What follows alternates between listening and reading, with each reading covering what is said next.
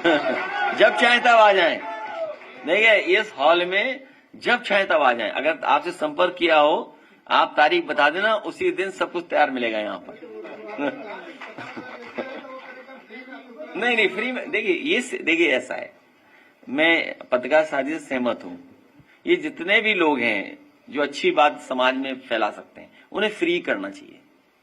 समाज को अच्छी दिशा देने के लिए, समाज में अपना सही जो हमारे धर्म की जानकारी है वो देने के लिए, क्योंकि हमारा धर्म जोड़ता है, हमारा धर्म प्यार का है, एक दूसरे को करीब लाता है।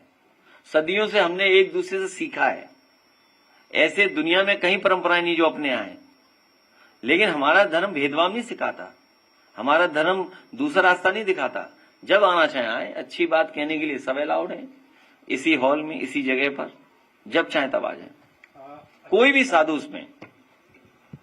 अरे हमारे चौधरी साहब जानते हैं, एक साधु थे जिनपे एफआईआर थी, मुकदमा था, हमने वापस लिया। वो बहुत बड़े संत हैं, अरे वो भी आना चाहेंगे तो उन्हें भी अलाउ, वो भी दिव्यांग हैं।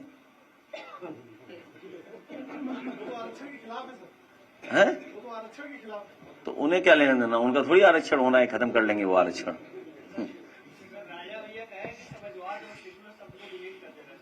देखो तुम भी उसी सवाल पकड़ लिए।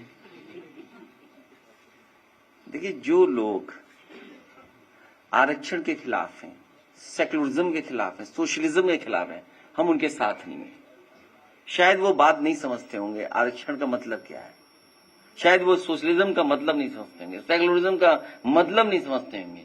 ये आरएसएस की विचारधारा है। और मैंने कितनी बार बोला आपसे, आप खुद ही नहीं पढ़ते हो। जब बीजेपी का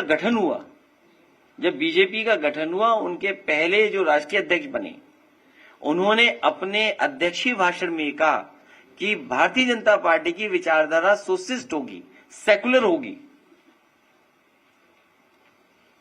तो ये बात कहां से आ रही है? लड़ाई उस समय भी थी, और मैं आज आपसे कह रहा हूं, देश को खुशहाली के रास्ते पे ले जाने के लिए समाजवादी विचारधारा और सेकुलर रास्ता और लोकतांत्रिक व्यवस्था को और मजबूत करना, उसके अलावा कोई रास्ता दूसरा नहीं है।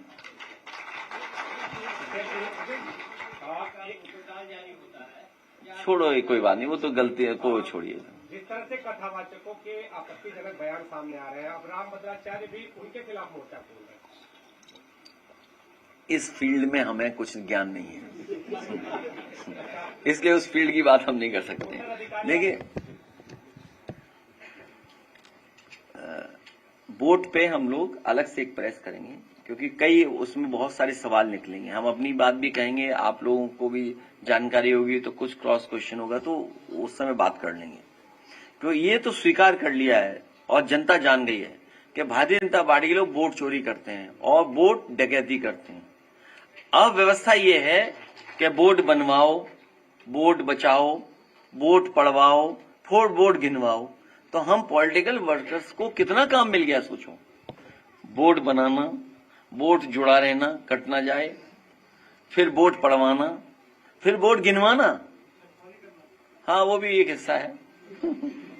तो कितना हम लोगों पे काम बढ़ गया। आप सोचिए, आप वर्कर्स का काम कितना बढ़ गया। तो इसीलिए हम लोग सीट ज्यादा जीत गए। तो हमारी पार्टी, हम लोगों को मिलकर के बूथ पे काम करते रहना पड़ेगा। अध्यक्ष जी, मुठभेड़ के नाम पे जिस तरीके से लोगों को उठाया जा रहा है, और सुबह तड़के 4 बजे उनका एनकाउंटर, हाफ एनकाउंटर होता है, कहाँ हुआ सर? अभी एक रिपोर्ट आई है सर, मथुरा में हेमंत नाम के व्यक्ति को उठाया गया, उसकी सीसीटीवी में उसकी फुटेज